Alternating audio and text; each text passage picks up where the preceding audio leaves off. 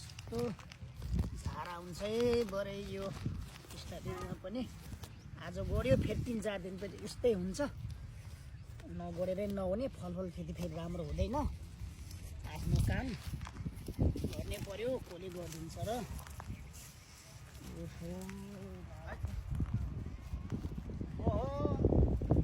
भाइ के छ हालखबर ठिक छ के छ कहिले आउनुभयो विदेशबाट गरम भाइ ल भाग्यमानी के छ ठिक छ ठिक छ हेर्नुहोस् आरामले हजुर आरामै आउनुभयो म 3 गतेतिर आएँ 3 गते आउनुभयो यो आएपछि अब त्यही त हो इस्टर्नभित्र यताउति भेटघाट गर्दाखेरि अरू खै त मैले त अस्ति आउनुहुन्छ कि भनेको थिएँ म सम्झिरहेको थाहा थियो थाहा पाएको थिएँ विदेशबाट आउनु भएको छ भने थाहा पाएको थिएँ आसु आयो यार यो नेपालको हावापानी नै यस्तै छ यार हावापानी त यस्तै धुलो के गर्ने अब यस्तै छ झन् म त यस्तोमा काम गरिन्छ अब धुलो पछ्याएर जता चिल्लो देखिन्छ हजुर यहाँ धुलै धुलो हेर त बाटो पनि यस्तो पनि हुन्छ नेपालमा त्यस्तै छ के गर्नुहुन्छ म त झन् यही नै किसानी काम गर्ने मान्छे अब अनि यहाँ त पुरै पर्लै गरेको छ तिमीले त यो पुरा खेती गरेर रहेछ हजुर गरेको छु होइन स्ट्रबेरी खेती हो कि नि हो लगभग 8.5 कट्ठामा स्ट्रबेरी भयो 1.5-2 वर्ष जति भयो अब के गर्ने हेर्नुहोस् अब विदेश पनि जानु सकेन तपाईँले विदेश गएर राम्रै कमाउनु भयो अब हाम्रो त यही गएर केही गर्नु पर्यो अब भनेर यही स्ट्रबेरीमा नयाँ फलफुल खेती भनौँ त्यसको लागि गरिरहेको छ अनि यो भाडामा हो कि कस्तो यो भाडैमा हो हेर्नुहोस् मैले सुनेको थिएँ हजुर तिमीले गरेको छौ भनेर सुनेको थिएँ 10 वर्ष लिजमा ल्याएर गरिरहेको छु अनि के छ फाइदा के कति छ के कस्तो छ फाइदा त फाइदा छ कि छैन अब यो सन्तुष्ट छु भनौँ सन्तुष्ट छु अब अनि हजुर महिनामा अब सबै खर्च पानी कटाएर 40-50 हजार बचाइन्छ त्यसपछि अब राम्रै छ भनौँ अलिकति अब अरू सबैले गरिरह भन्दा अलिकति त्यस्ता खालको खेती पनि भयो धेरै आउँछन् कुनै टिकटक बनाउन आउँछन् कुनै अब अरू हेर्ने दृष्टिकोणले आउँछन् अब ग्राहकहरू पनि अब मैले फेरि कस्तो छ भने टिपेर दिने पनि गर्दैन अब आफ्नै तरिकाले उहाँहरूले मन लाएर टिप्नुहुन्छ अहिले पनि अब धेरै ग्राहकहरू आएर अब यी भिडियो बनाउने फोटो खिच्ने अब टिपेर लग्ने पनि गर्नुहुन्छ के गर्ने भाइ अब आफू त विदेश भएको 7 वर्ष भएको 3 वर्ष एकचोटि 2 वर्षपछि आएँ ठिकै छ विदेश पनि राम्रो छ कमाउनु भएको छ त्यत्रो घर आउनु हाम्रो त अब यस्तै यहीँ ठुलो माटोमा गर्ने अब जिउलाई रोगी बनाउने यस्तो हो कि मैले त यसो विचार गर्दाखेरि अहिले तिमीले त्यही 40-50 हजार बच्चाको छ हाम्रो पनि त्यही हो विदेशमा पनि यस्तै छ जति दुःख त्यो तातो घाममा त्यो खाडीको होइन दुःख चाहिँ कति छ यो यहाँ त तिम्रो आफ्नो परिवार नजिक घर परिवार सबै हेरेर होइन त्यति कमाउनु भनेको त धेरै राम्रो अब मैले त्यत्रो वर्ष बसेँ कमाएर केटाकेटीको अब पढाइ पनि प्रत्यक्ष हेर्न पाइएको छैन घर परिवार पनि त्यसै राम्ररी अब सेटल गर्न पाइएको छैन क्या अब भन्नेलाई पो विदेश छ भन्छ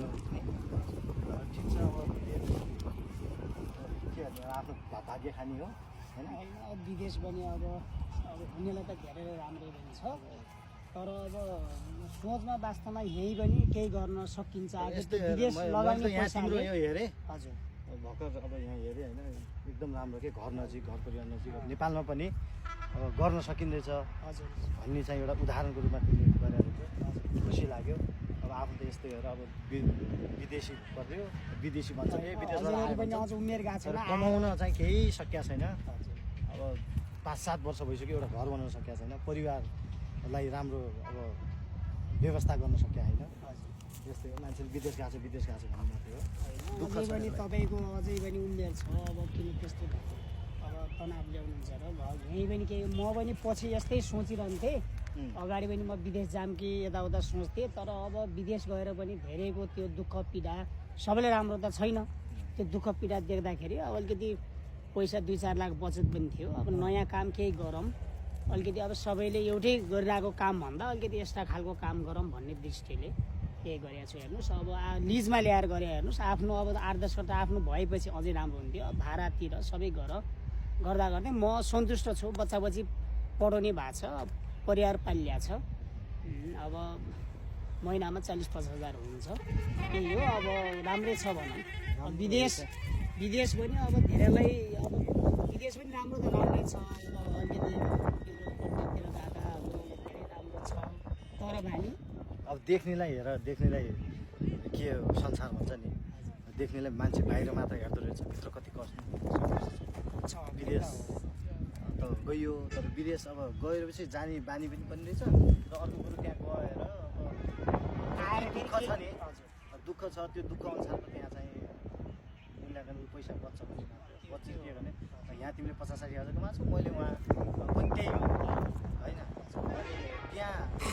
मैले कमाउने मात्रै छ यहाँ तिमीले प्लस आफ्नो परिवारलाई पनि हेर्न पाएको छ परिवारलाई रेखदेख पनि गर्न पाइएको छ